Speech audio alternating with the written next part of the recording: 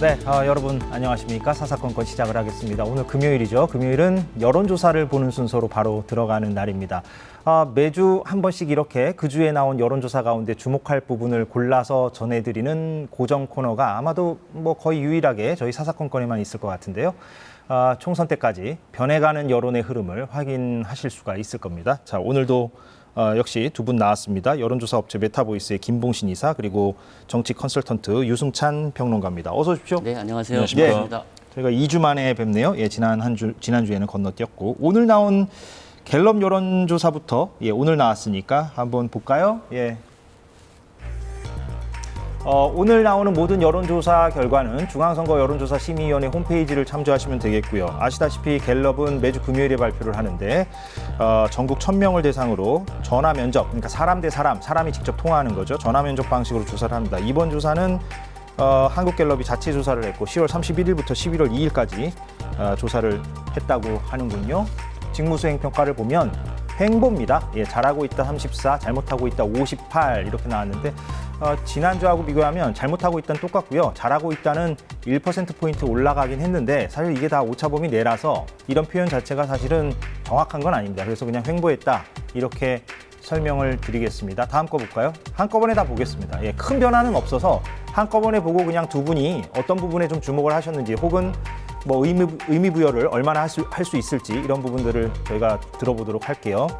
정당 지지도도 거의 붙어 있다고 할 수가 있겠고 저것도 그렇게 큰 변화는 없습니다. 국민의힘 34, 민주당 33, 정의당 5, 무당층이 역시 거의 30% 가까이 육박해 간다는 것을 알 수가 있습니다. 근데 이번 주에 이게 있더라고요. 가져와 봤는데요. 1년 6개월이 되지 않았습니까? 1년 6개월 윤석열 정부의 정책을 좀 분야별로 평가해달라고 해서 7개를 시민들이 답을 했는데 그중에 저희가 뭐 다 가져오진 않았고 한 4개 정도만 가져와 봤는데요. 경제가 잘하고 있다 25%, 잘못하고 있다 61%. 그래서 점수가 좀 상대적으로 더 안 좋고요. 근데 이제 대북 정책이라든가 외교 이거는 물론 잘못하고 있다가 더 높기는 하지만 다른 분야에 비하면 상대적으로 잘하고 있다가 조금 더 높은 수치라는 것을 확인하실 수가 있습니다. 36대 49, 40대 46이요. 그리고 공직자 인사는 가장 적의 점수가 좀 안 좋더라고요. 잘하고 있다가 17밖에 안 되고 잘못하고 있다가 61 이렇게 기록을 했습니다. 저희가 이렇게 세 가지를 오늘 갤럽 조사에서는 좀 뽑아봤고요. 저희 제작진이 좀 수고를 해줬는데 어떤 부분에서 좀 주목을 하셨는지요? 사실 뭐 횡보라서 앞부분은 조금 그렇게 크게 뭐 주목할 부분이 없을 수도 있겠고. 예. 대통령 직무수행 평가와 관련해 가지고 이제 횡보하고 있습니다. 30% 이제 초중반대인데요. 사실 이 긍정하시는 분들이 이제 34%다라고 했을 때 이분들한테 무엇 때문에 긍정하는지 이걸 오픈문항, 그러니까 주관식이죠. 자유응답식으로 물어봤을 때 아직도 여전히 외교가 상당히 긍정하시는 분들 중에 33%가 외교 때문에 긍정을 한다 이렇게 나오고 있습니다. 예. 다만 이제 여기서 봐야 될 게 사실은 강서구청장 보궐선거 패배 이후에 조금 이제 뭐라고 해야 될까요? 기조가 좀 바뀐다라는 또 소통을 강화하겠다 이런 내용이 나오는데 긍정평가 이유 중에서 소통이라고는 나오지 않고 있습니다. 2주 전인가 10월 3주에는 그때는 소통이 1% 뭐 이 정도 아주 작게 나왔었는데 지금은 그마저도 나오지 않고 있다는 것이죠. 그러니까 지금 긍정하시고 계신 이제 34% 보통 한 30에서 34 요 사이일 텐데요. 요렇게 계시는 분들이 사실은 대통령의 메시지라든지 행보 그와 같은 아주 구체적인 내용을 가지고 긍정한다기보다 외교라는 어떤 퍼포먼스 되게 화려하고 많은 사람들 앞에서 이제 멋진 장면을 연출하지 않습니까?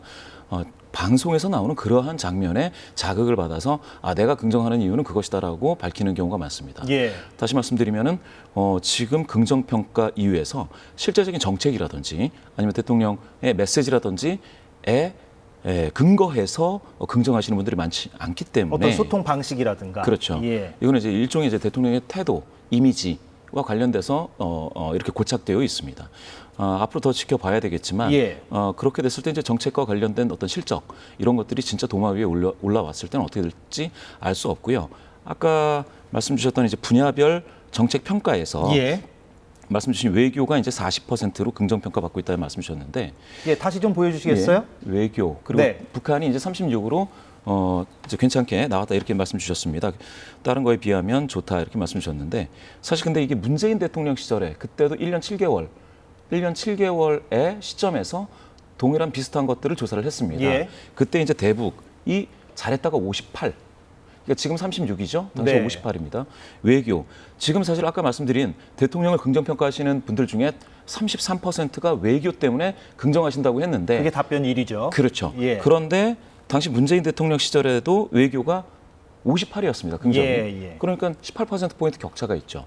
그렇게 따지자면 지금 실적으로 얘기할 수 있는 거, 분야별이건 아니면 구체적인 정책별이건 아니면 소통이라는 메시지 이런 것이건 사실상 상당히 내용에 있어서는 좀 부실한 횡보는 횡보이지만 조금 위태로운 그런 긍정률이다 이렇게 보여집니다. 예, 대통령실이 그 부분을 좀 주목하면 좋을 것 같군요. 예, 유수창 평론가께서는 어떤 부분에 좀 주목하셨습니까? 저는 이번 대통령 지지율에 대해서 좀 주의 깊게 봤는데요. 예. 왜냐하면 대통령께서 그런 이념이나 이런 것을 벗어나서 이제 민생 반성한다는 표현도 하셨고요. 예, 그래서 민생 행보들이 어떤 반응을 얻었는지를 좀 주목해서 봤는데 예, 아직까지 국민들 피부에 와닿지는 않았다. 이게 그 정도로 이제 지지율이 횡보했다. 그 저는 생각을 하고요. 예, 그래서 지금 이 민생과 관련해서 지금 국민들이 생각하고 있는 물가나 금리나 여러 가지 문제들이 있지 않습니까? 지금 예. 고통받고 있는 여기에 대한 어떤 가시적인 조치가 좀 필요하지 않을까? 가시적인 정책, 효능감 있는 정책이 있어야지 그냥 말로만 민생 한다고 해서 국민들이 거기에 호응하지 않는다. 뭐 예. 이런 점들을 좀 보여준 게 아닌가 생각되고요. 정당 지지도 면에서는 그 강서구청장 선거의 컨벤션 효과가 이제 다시 사라지고 원상복귀 됐다. 예, 그러니까 서울 지역에서 국민의힘이 다시 치고 나가고 있다. 국민의힘이 앞서는 결과 39대 30인가 그런데요. 예, 그래서 이게 이제 강서구청장 보궐선거 이전으로 다시 돌아갔다. 그래서 재미있는 게 서울 지지도, 정당 지지도에서는 서울 지지도와 부울경 지지도가 거의 같이 갑니다. 그래서 이번에도 거의 유사한 양상을 예. 보이고 있는데 서울과 부울경이 그 정당 지지도에서 유사점을 보이고 있다. 이것도 좀 한번 분석을 해볼 만한 포인트가 아닌가 이렇게 생각이 듭니다. 예, 그렇군요. 그리고 이제 세 번째로 아까 우리 그 김봉신 이사님도 말씀을 하셨지만 공직자 인사 문제가 지금 17% 나왔잖아요. 예, 가장 점수가 안 좋죠. 그리고 경제가 그 다음을 안 좋아요. 예, 이게 사실은 지금 전체적으로 그 긍정평가보다 부정평가가 압도적으로 많은 이유라고 저는 보거든요. 그래서 국정 기조 전환을 어쨌든 강서구청장 보궐선거가 요구를 한 건데 예. 답이 나와 있는 것 같아요. 저는. 이 지표를 보면. 네. 그래서 통합적인 개각, 통합적이고 능력 있는 인사를 중심으로 한 개각과 그 다음에 그 서민들이 민생 경제. 예, 피부에 와닿을 만한 어떤 그 구체적인 정책 이 두 가지를 하면 지지율이 오르지 않을까 뭐 그런 생각을 좀 해봤습니다. 저 지표에서 힌트를 얻을 수가 있다. 예, 이 말씀이신 것 같고. 그러면 유승찬 평론가께서는 저 아까 그 평론해 주신 대로 국민들이 아직 체감하지 못하고 있는 것 같다. 저 지표를 보면. 네. 같은 의견이십니까? 아니면은 그래도 뭐 일정 부분 대통령이 좀 달라진 측면이 있어 보인다? 어느 정도? 달라지려고 노력은 하는데 그게 지금 본질적으로 변했다 이런 느낌을 주는 것 같지는 않아요. 그냥 약간 그 선거 패배 이후에 어쨌든 이게 가령 본질적으로 국정 기조를 전환하려고 하지 않고 소통을 강조한다든가 뭐 이런 좀 약간 표피적인 측면에 머물고 있는 것이 아닌가.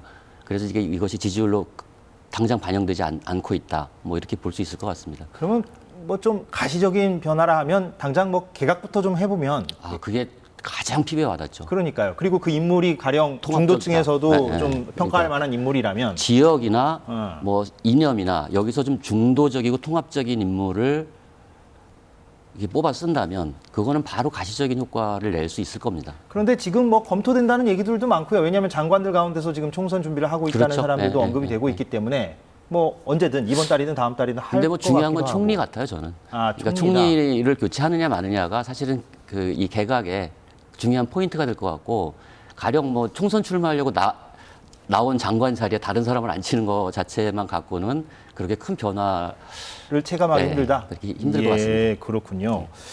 알겠습니다. 그런데 그 마저 묻자면 이철규 전 사무총장이 그 강서구청장 보궐선거 퇴임 이후에 강서구청장 보궐선거 패배에 책임을 지고 사퇴한 이후에 불과 20일 만에 지금 인재영입위원장으로 임명이 되지 않았습니까? 제가 이 질문을 왜 지금 이 시점에 드리냐면 이게 뭐 이철규 인재영입위원장이 이제 친윤 이른바 윤핵관 중에 한 명으로 이제 분류가 되는데 언론에서는 그래서 이게 이제 뭐 당 내부에서도 비판이 많고요. 사실 어제도 저희가 소개를 좀 했습니다만 강도 높은 비판들이 이어지고 있고, 그래서 이 인사는 그러면 어떻게 봐야 되느냐, 이번 총선을 어떻게 치른다는 얘기냐, 대통령실에 어떤 메시지가 담겨 있는 게 아니냐, 어떻게 봐야 됩니까?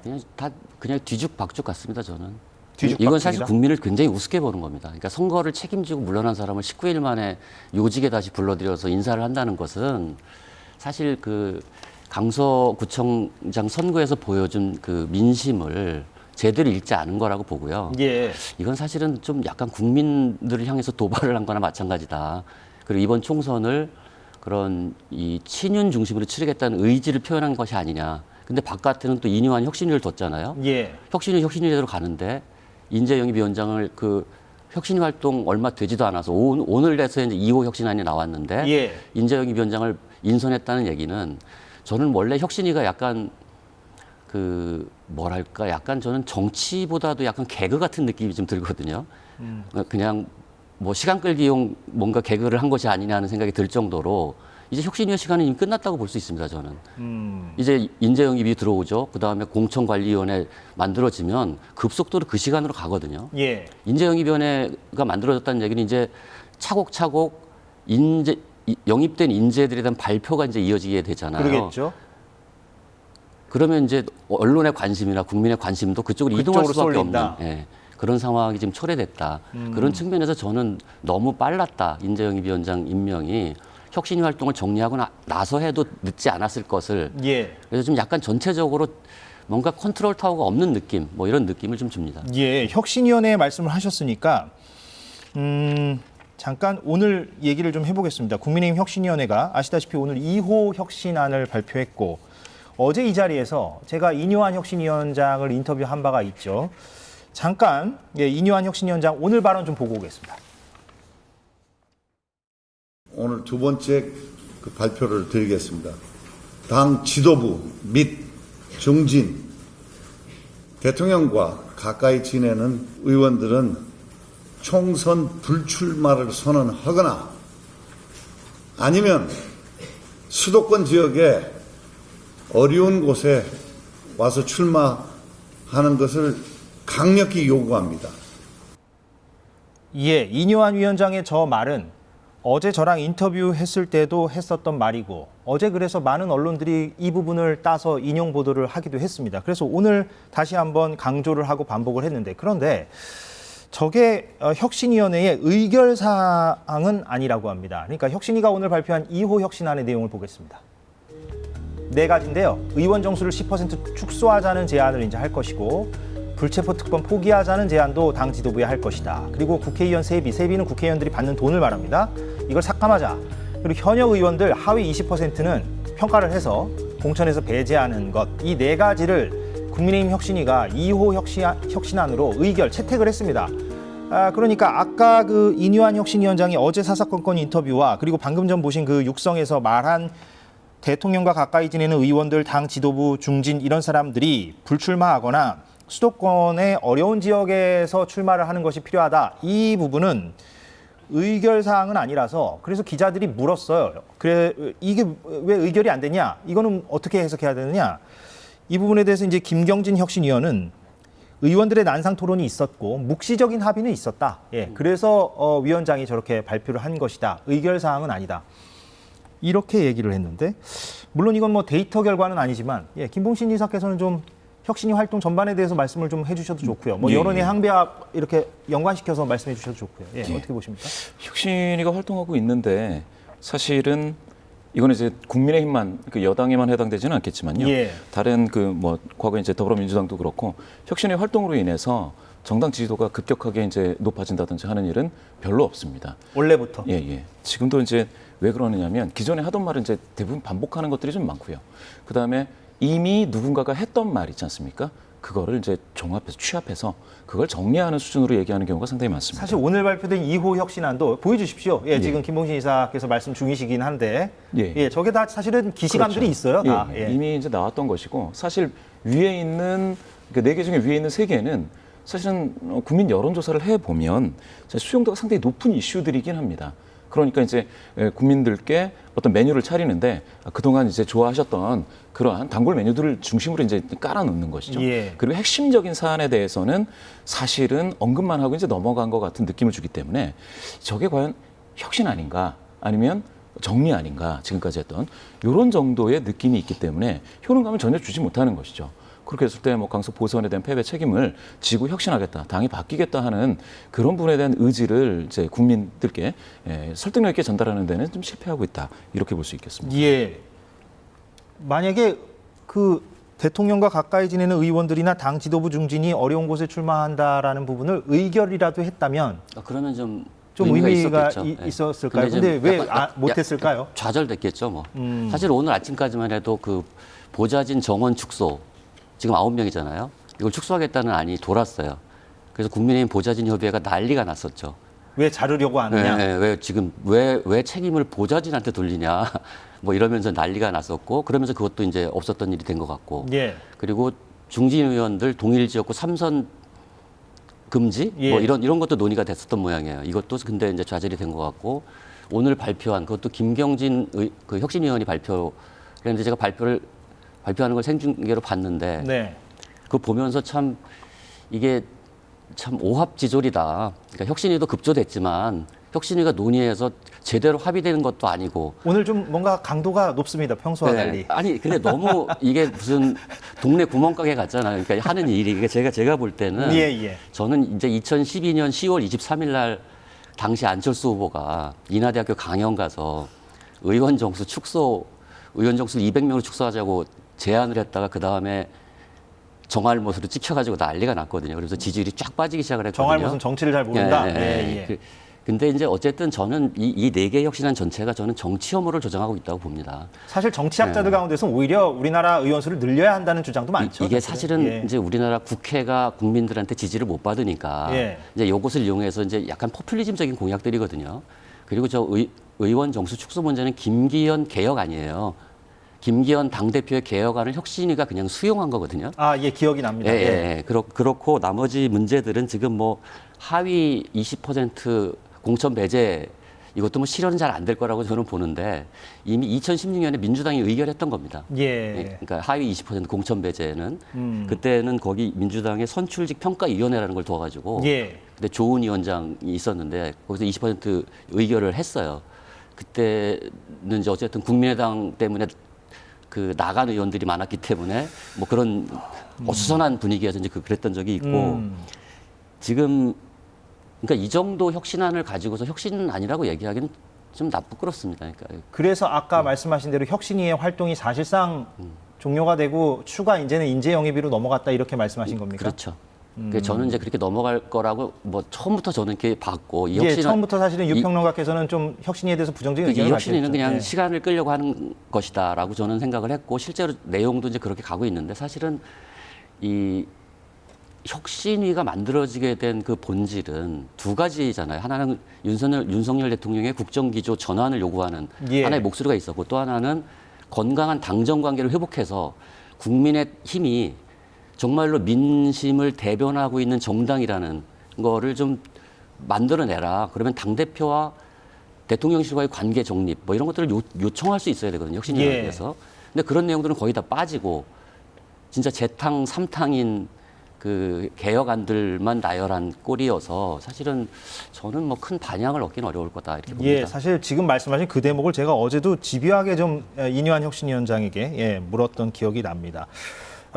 그런데 혁신위 활동에 대해서 계속 비판적인 시각을 보여주고 있는 사람, 국민의힘 내부에서는 아무래도 이준석 전 대표겠죠.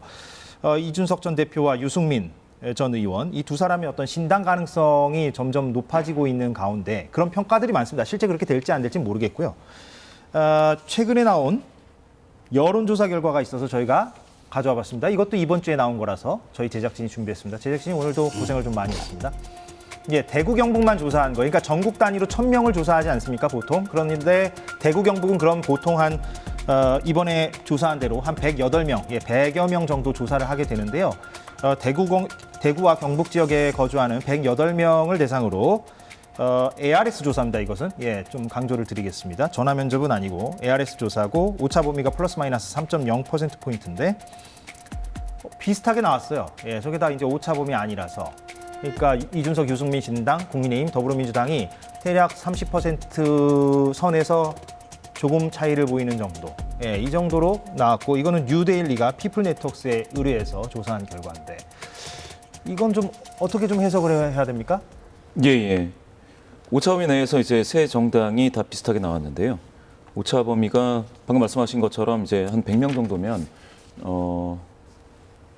19.6% 포인트, 그러니까 한 20% 포인트 격차가 나야 넘어섰다. 예, 제가 좀 수정을 해야 되겠네요. 예. 오차범위 플러스 마이너스 3.1% 포인트는 이제 전국 단위 1000명에서 그렇고 저것만 놓고 보면 오차범위가 훨씬 더 벌어지죠. 예. 한 20 정도가 벌어져야 이제 격차가 있다라고 하는데 잘 실제로 수정해 주셨습니다. 요 조사 말고요. 10월 한 중순 21일 뭐 이때 조사했던 다른 기관 조사에서는 벌어져 있었습니다. 이준석, 유승민 신당이 아무래도 그 국민의힘보다는 많이 이제 격차가 나는 20% 포인트 이상 이제 벌어진 결과도 있었거든요. 그런데 지금 확 줄어들었지 않습니까? 그 얘기는 이제 국민의힘보다는 그러면 이준석, 유승민 신당 쪽으로 좀 마음이 좀 이동했다라고 볼 수도 있겠는데 그 이유는 아무래도 이제 혁신위를 중심으로 해서 나오는 뭐 영남 홀대론 뭐 이런 얘기들이 나오기 때문에 그런 것일 수도 있겠다라는 이해는 되고요. 그렇지만 저렇게 굳어져서 계속 가는지는 한번 봐야 됩니다. 그렇죠. 한 번 조사로 우리가 뭐 단언할 수는 없는 것이고. ARS 조사보다는 전화면접 조사에서 좀 큰 사이즈로 조사하는 결과가 좀 나와야 알 수 있겠습니다. 여론조사 결과에 대해서는 김봉신 이사께서 좀 평가를 해주셨고, 최근에 이뇨한 위원장과 유승민 전 의원이 만나서 뭐 2시간인가요? 함께 얘기했다는 이야기도 있고. 만나서 만난 내용은 거의 공개가 안 되더라고요. 유승민 전 의원이 아마 오늘인가요? 공개한 거 보니까 유 전 의원이 이제 이뇨한 위원장에게 기존에 주장했던 것들을 다시 한번 좀 강조했다. 이뇨한 위원장의 입을 통해서는 그게 전달이 안 됐더라고요.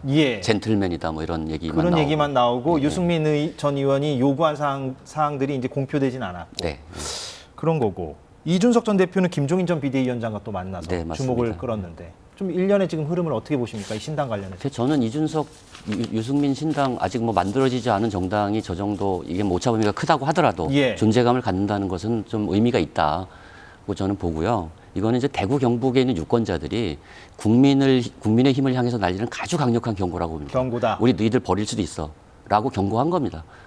이 경고를 무겁게 받아들이지 않으면 그 경고라는 건 뭐냐면 이렇게 가다가는 다시 민주당한테 참패할 것 같다는 두려움 이런 것들이 지금 반영된 거라고 보거든요. 그래서 그 이준석, 유승민 신당을 매개로 해서 지금 국민의힘에 압박을 넣고 있다. 지금 대구 경북 유권자들이 이제 그 신호를 보낸 거라고 보고 국민의힘이 이걸 알아차려야 된다고 저는 생각을 합니다. 그러면 이준석 전 대표의 요즘 행보는 굉장히 역동적입니다. 김종인 위원장을 만난 것은 제가 볼 때 공개는 안 됐지만 이 굉장히 심도 깊은 얘기를 했을 수 있다. 신당 창당과 관련해서. 신당 창당과 관련해서 어떤 사람들을 만나면 좋은지 뭐 이런 것들에 대한 조언을 듣지 않았을까 하는 생각이고요. 그리고 어느 정도 규모로 할 건지. 그러니까 신당 창당은 두 가지가 있어요. 하나는 비례 정당을 만드는 방법이 있고요. 그러니까 비례 정당이라는 건 틈새 시장을 들어가는 거잖아요. 그게 아니고 아예 보수 중도 진영을 대체하겠다는 신당 전략을 세울 수도 있어요. 이준석 전 대표는 만약에 창당한다면 후자로 가겠다라고 밝힌 바가 있습니다. 지금 뭐 이런 여론조사는 그것도 가능하겠구나 하는 이제 생각을 갖게 하지만 아직 섣부르긴 하지만 이제 그런 큰 그림을 그릴 수 있다. 아니면 작은 그림을 그려서 대구 경북 지역에는 후보를 내고 거기는 후보를 내도 국민의힘이 될 가능성이 높으니까 전국적으로는 비례 정당을 가겠다. 이게 이제 2016년 국민의당 모델이거든요. 호남 지역엔 후보를 내고 수도권에서는 비례 득표를 하겠다. 뭐 이런 전략으로 갈지 아니면 지금 이제 국민의힘을 완전히 대체할 새로운 보수 정당을 만드는 길을 갈지 그건 좀 지켜봐야 되지 않을까 이렇게 생각합니다. 그렇군요. 시간이 좀 많이 지나가고 있어서 이 현안은 오늘 좀 다뤄보려고 합니다. 김포요. 김포를 서울시에 편입하는 문제. 관련 여론조사가 있어서 저희가 또 가져와 봤는데 이거 보고 김봉신 이사께 또 해설을 듣겠습니다. 이번 조사는 에너지경제신문이 리얼미터에 의뢰해서 조사한 거고 11월 1일 하루 조사를 했고요. 전국에서 500명 조사를 했습니다. 이것도 ARS 조사라는 거를 제가 꼭 언급을 드리겠습니다. 전국적으로만 이렇게 답변을 한 것만 저희가 가져왔어요. 이번 그 국민의힘의 어떤 추진 방안에 대해서 어떻게 생각하느냐, 찬성한다가 31.5, 반대한다가 58.6으로 나왔는데 저게 뭐 대통령 지지율하고 좀 이렇게 비슷한 양상으로 좀 나온 측면도 그러네요. 있지 않나 하는 그런 생각도 또 들기도 예. 하고요. 뭐 어떻게 좀 해석을 하십니까? 맞습니다. 그 정당 지지 패턴이라든지 아니면 이념 관련돼서 어떤 균열 구조가 그대로 좀 반영이 되고 있어서 이 짧은 시간에 이 이슈가 굉장히 정치 이슈화 됐다라고 이제 보는 게 맞을 것 같습니다.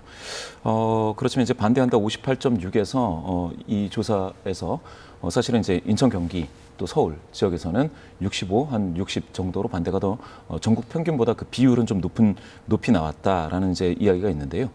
그런 의미를 좀 보면 이게 ARS 500 가지고 이렇게 완전히 이제 결론을 내리기는 어렵지만 저것도 전국이잖아요. 예. 전국입니다. 예, 예. 전국이기 때문에 전국 500이면 서울에서는 이제 100명 좀 안 되는 거죠. 그렇죠. 그래서 저거는 좀 더 자세한 조사가 필요하고 더 중요한 건 이제 김포 시민들의 의견이겠죠. 그렇지만 하여튼 찬성 여론이 높게 형성되기는 쉽지 않겠다.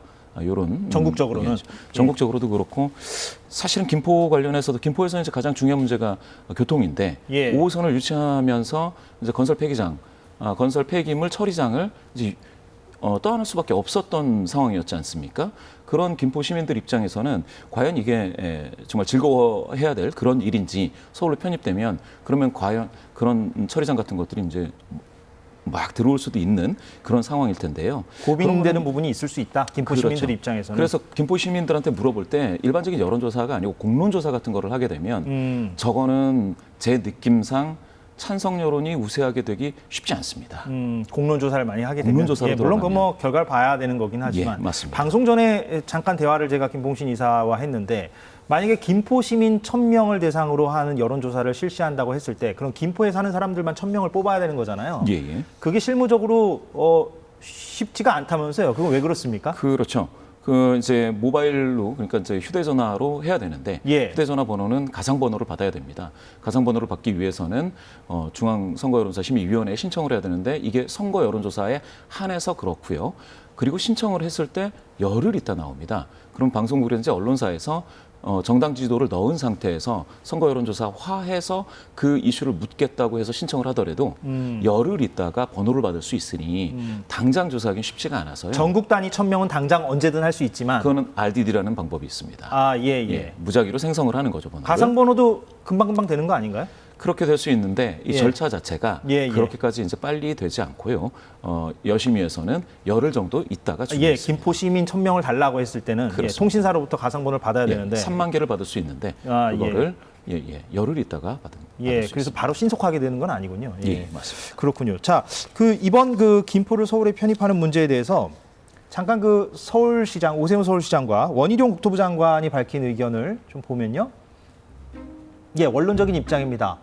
신중하게 접근해야 한다 이런 입장을 오세훈 서울시장은 밝히고 있어서 아직 또렷하게 찬성이다 반대다 이런 입장을 밝히고 있는 것 같지는 않고 원희룡 장관도 오늘 기사를 보니까 면밀한 검토와 차분한 토론이 필요하다 이렇게 원론적인 입장을 지금 내비치고 있고 김동연 경기지사가 오늘 귀국을 했거든요. 이렇게 얘기했어요. 만약에 서울하고 김포를 합치면 지도가 이렇게 돌출되지 않습니까? 그 지도를 보면 세계적인 조롱거리가 될 것이다. 김포를 서울에 편입하는 거 반대고 경기 북부 특별자치도를 그대로 추진하겠다. 이런 입장을 김동연 경기지사는 밝혔고요. 이 사안이 옳고 그르냐를 따지는 자리는 아니고요. 여기서 이건 전문가들과 제가 또 인터뷰를 하겠습니다만 그렇죠. 유불리를 한번 좀 따져보면 국민의힘이 어찌됐건 회심의 카드를 던졌는데 이게 총선 전략에서 어느 정도 유효할 것이냐? 이게 제가 원래 구도가 불리하잖아요. 지금 꾸준히 정권 심판 여론이 정권 안정 여론보다 좀 높거든요. 10%에서 15% 정도. 구도가 불리한 정당은 이슈를 제기해서 이걸 덮으려고 합니다.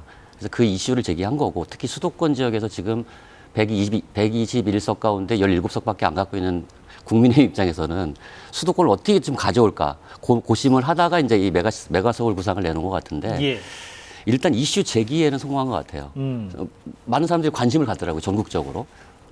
근데 이슈를 제기하는 것이 중요한 게 아니라 이슈를 지속시킬 수 있어야 되는데 그러려면 가치가 있어야 됩니다. 대의 명분이. 가령 행정수도 이전 노무현 전 대통령이 했던 이거는 지역 균형 발전이라는 거대한 명분을 갖고 있었거든요. 근데 이건 명분이 없습니다. 오히려 수도권 집중을 가속화한다는 비판의 직면할 가능성이 있어요. 이 이슈가 지속될 것인가. 또 하나는 반대급부가 너무 큽니다. 포함되지 않는 지역의 반발, 기존 서울 지역의 반발 이런 것들이 계산이 돼야 되는데 가령 그 정치 컨설턴트의 아버지라고 불리는 조셉 나폴리탄이라는 분이 있는데 이분이 한 명언 중에 이런 말이 있어요. 미국 같은 경우 동부 지역에서 하는 말을 서부 지역에서도 듣고 있다는 사실을 명심하라. 이 얘기는 반대급부를 고려해야 된다는 거거든요. 예. 결과적으로 저는 이게 그 구도의 불리함을 이기고 국민의힘에 득이 될 것 같지가 않고요. 지금 너무 준비가 안 된 상태에서 나왔기 때문에 예. 사실 너무너무 큰 어젠다잖아요. 이 수도권을 재편한다는 이 이야기는 굉장히 심각한 이야기고 고려해야 될 것들이 많고 네. 실제로 그 경기도에 사시는 분들은 제발 광역버스나 전철이나 통해서 그 교통 좀 개선해 달라 뭐 이런 요구들이 훨씬 더 많은 상황이거든요. 그래서 저는 이슈 관리가 될지 여기에 대해서 좀 회의적입니다. 지속성 부분과 반대급부 부분, 예, 이 두 측면을 좀 얘기를 해주셨고, 알겠습니다. 근데 오늘 시간이 거의 다 돼서 어떤 얘기를 하고 좀 마무리할까 했는데 민주당 얘기를 하나도 안 했습니다. 예. 그래서 저희가 두 분께 좀 민주당 관련 질문을 좀 드리고 이제 한마디씩 듣고 마무리를 해야 할 것 같은데. 이렇게 질문을 드려볼게요. 같은 질문 드리겠습니다. 지금 언론에서 계속 생산되고 있는 뉴스들 그리고 저희도 늘 지금 얘기하고 있는 것들이 다 국민의힘 얘기예요. 그래서 민주당이 지금 쏙 사라졌는데 물론 좋게 얘기하면 선거에서 이기고 좀 안정화되었다라고 볼 수도 있겠고요. 좀 그런데 뭐 혁신의 에너지 같은 것들이 더 분출되어야 하는 숙제도 있고 좀 어떻게 보시는지 간략하게 좀 말씀 듣고 마무리하겠습니다. 예, 오늘 나왔던 갤럽 조사 같은 경우에 보면 정당 지도가 34대 33으로 이제 붙어 있지 않습니까? 그런데 이 같은 조사에서 각 정당 개별적으로 호감도를 물었습니다. 그랬더니 민주당 34, 국민의힘 34 동률이죠. 그리고 정의당이 20 이렇게 나왔는데 예. 사실상 그걸 보면 과거 선거를 보면 이게 어느 정당이 그 큰 선거를 이기려면 한 40 정도를 해야 됩니다. 최소한 40 정도는.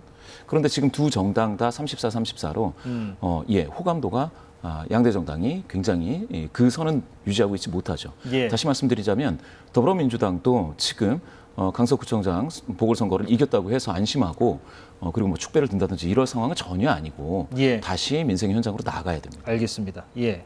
짧게 좀 한마디. 그냥 조용하지만 그러나 아주 무서운 위기가 지금 민주당 안에 있다. 이 정도로 말씀드리겠습니다. 다음 주에 한번 그건 또 심도 있게 얘기를 해보죠. 네. 예, 알겠습니다.